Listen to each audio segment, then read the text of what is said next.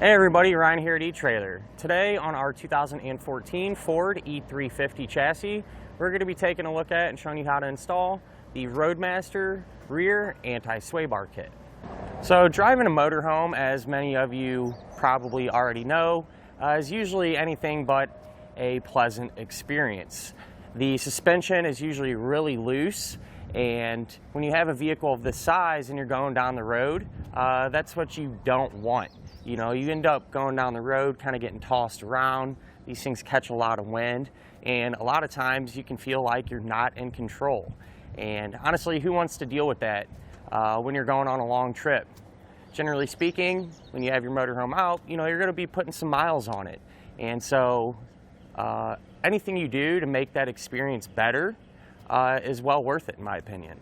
And so by upgrading your suspension components is really going to help make that experience much better. And what that's going to do is primarily stiffen everything up and eliminate a lot of that body roll. Now, if you're unsure what body roll is, I'm sure you felt it, but whenever you're going around a corner or making a kind of a wide turn, you know, you can feel that motorhome. It's so top heavy, kind of leaning as opposed to turning and being responsive how you want it. And so by upgrading the suspension, it's going to help eliminate that and make it more comfortable to drive and feel like you're in more control.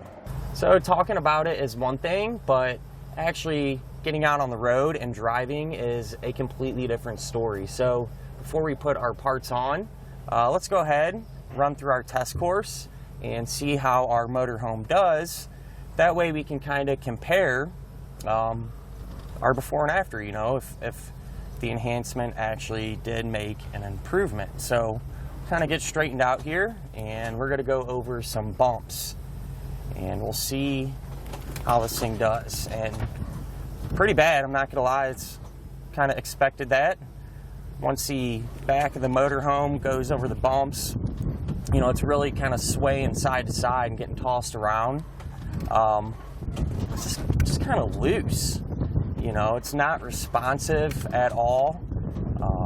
When we hit this bump, you know, we can feel that sway back and forth, and it takes a while to kind of steady out and get going straight again, if that makes sense. So definitely room for improvement there.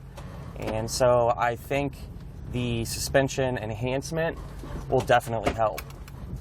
So at this point, we'll go ahead and run through our slalom course and do some evasive maneuvering. And I'm really curious to see how it's going to do here, because this is more of a real world driving experience. So I'll gain a little bit of speed and get turning. And when I make these sweeping turns, pretty bad, actually. Motorhome feels like it just wants to lean more than it does turn. And that can be a problem. That's a little unsettling, because if you do have to make an emergency maneuver like this, you want everything to be responsive and you want to be confident when you're making those maneuvers. So I feel like definitely room for improvement, and we'll see how our enhancement does the job. So now that we have our parts on, let's go ahead and run back through our test course and see if there's any improvements. So I'll go ahead and get going here. We'll straighten back out.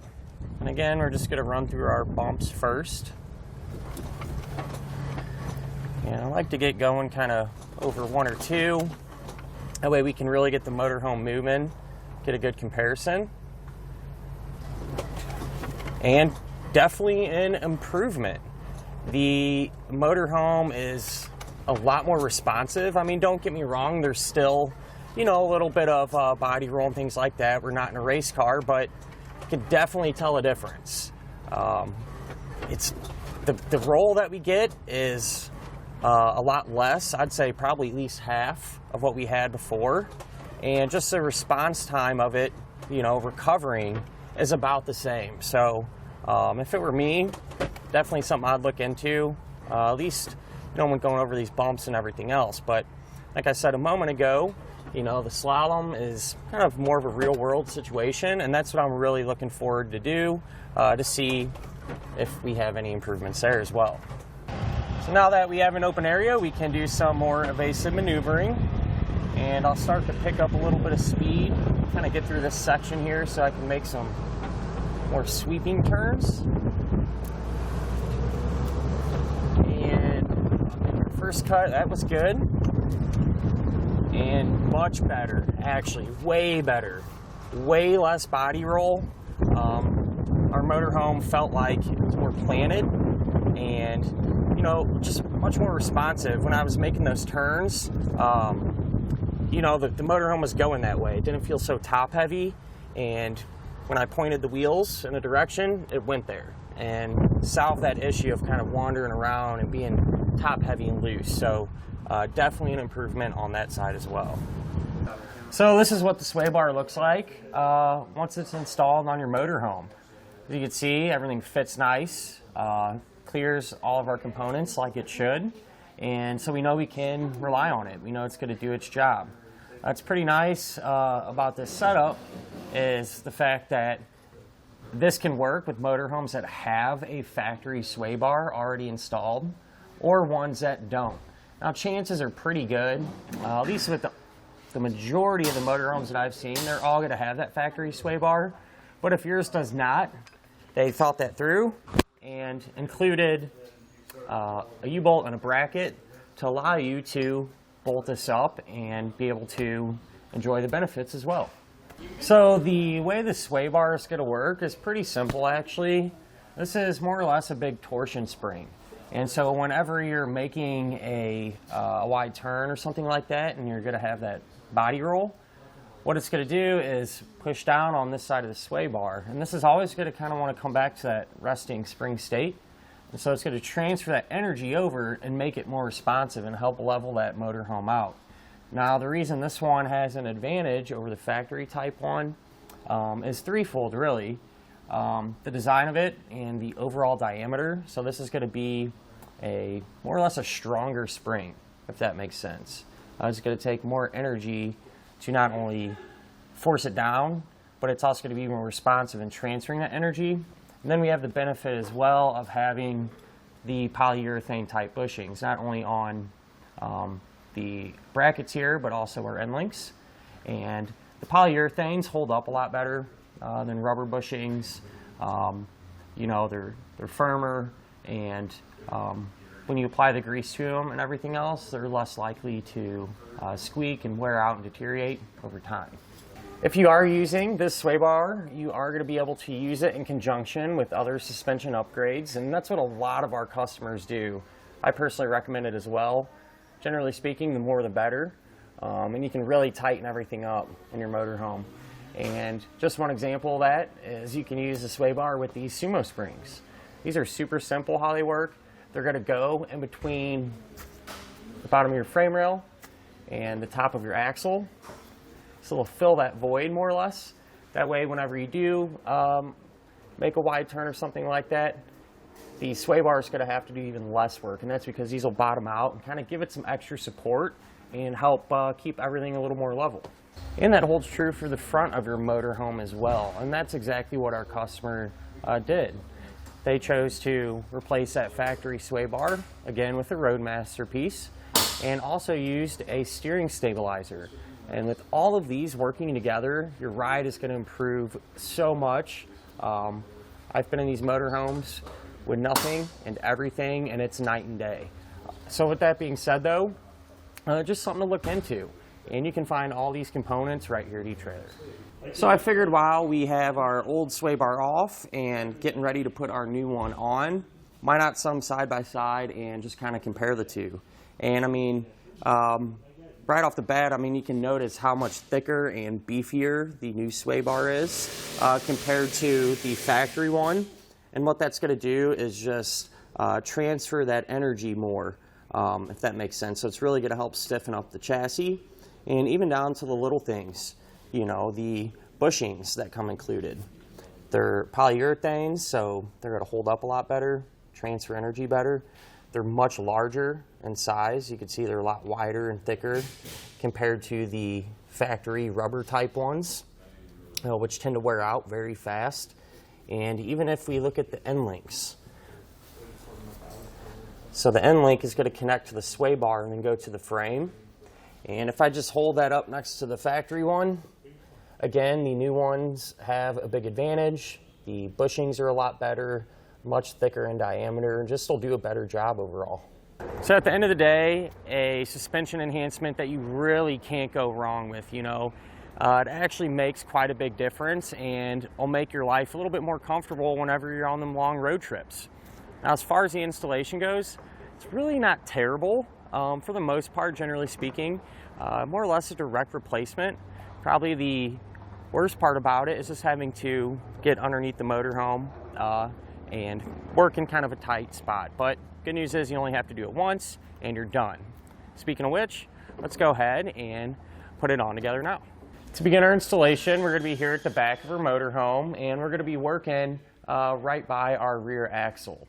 Now, you don't need a lift to get this job done. You can do it on the ground. It's a little bit tight, of course, but for video purposes, and so you can get a really good look at what we're actually doing, we have our motorhome on a lift. That way it'll make it a little more clear for you guys. So here's our factory rear sway bar right here, and we're going to need to remove this. That way we can get the new one in place.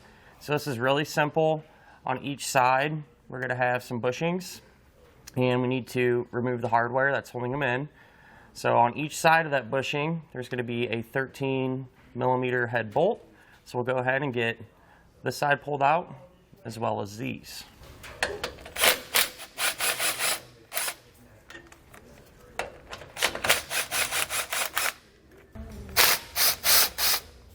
So when you have that hardware removed, you can pull down on the sway bar and you can see it's going to move around. So what I'm going to do is just take one bolt and just kind of get a few threads started. That way the sway bar will hold itself up. That way when we undo the rest of the hardware, it's just not going to come crashing down on us. Now on each end of our sway bar, if we follow it towards the front, we're going to have this end link, and that's going to be connected to our frame. And we're going to have to remove that bolt on each side of our motorhome. So I'm going to do that using a 15mm socket. I already pulled the one out on the other side. And be careful when you're doing this, the sway bar might move or something like that, so just keep that in mind.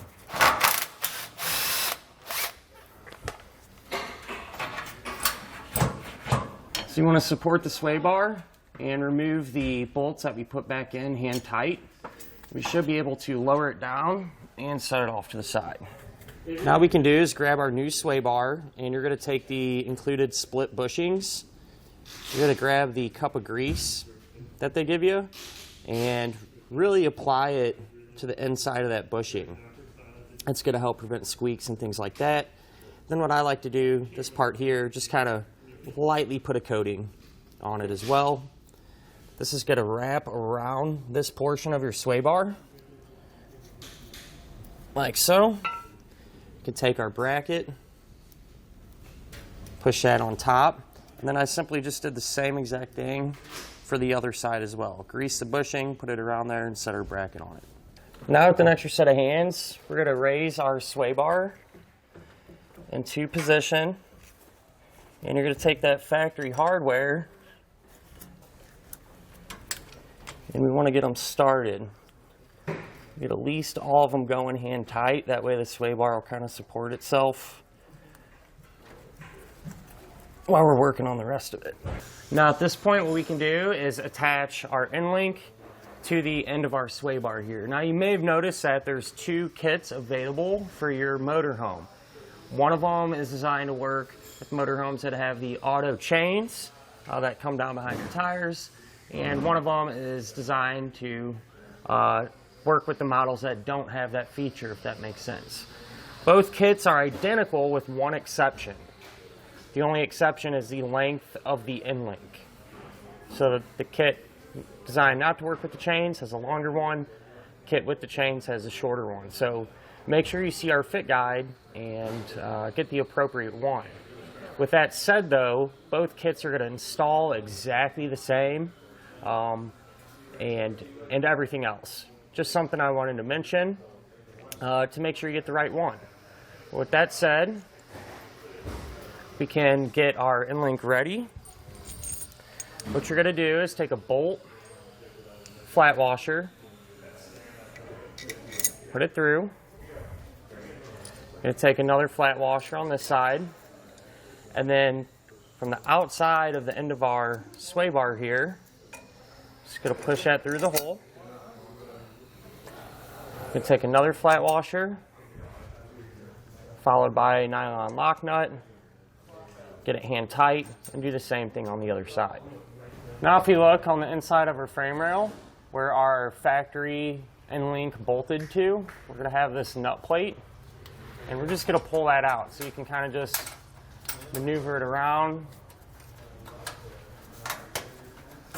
work it out. We'll set this off to the side. We're not going to be reusing it, and repeat this process on the other side of our motorhome as well.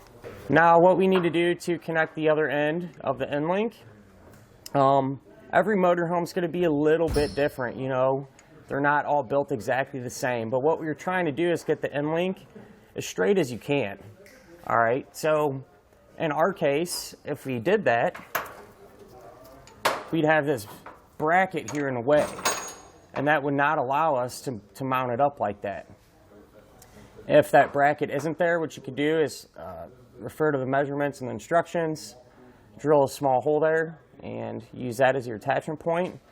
But since we have this bracket in the way, as opposed to compromising our frame by drilling an unnecessary hole that we necessarily don't have to have, we're just going to reuse the factory hole, which is that one right there.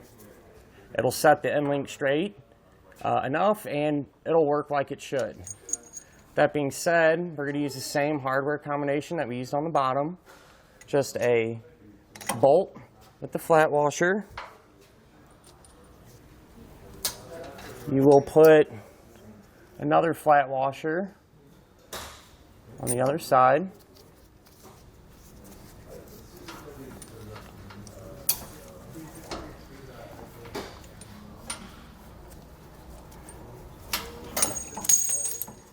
And we can simply just line it up with the factory hole and push it in place. So on the inside of the frame, here's where our bolt came through. We're going to put on a flat washer and a nylon lock nut, get that hand tight, and do this over on the other side as well. So now that we have everything loosely installed, you want to come back and tighten down these bolts here that hold up our brackets, holding the sway bar up to the rear axle. Once they're tight, you want to grab a torque wrench and tighten them down to the amount specified in the instructions. Then you can come back to your end link attachment points, snug them down, and then again tighten them down to the amount specified in our instructions. Now at this point, it's never a bad idea just to hop in the motorhome, take it for a spin, just to make sure everything sounds and feels good. And once you verify that, you're ready to hit the road and enjoy your trip to your next destination. And that'll finish up our look at and our installation of the Roadmaster rear anti-sway bar kit on our 2014 Ford E350 chassis.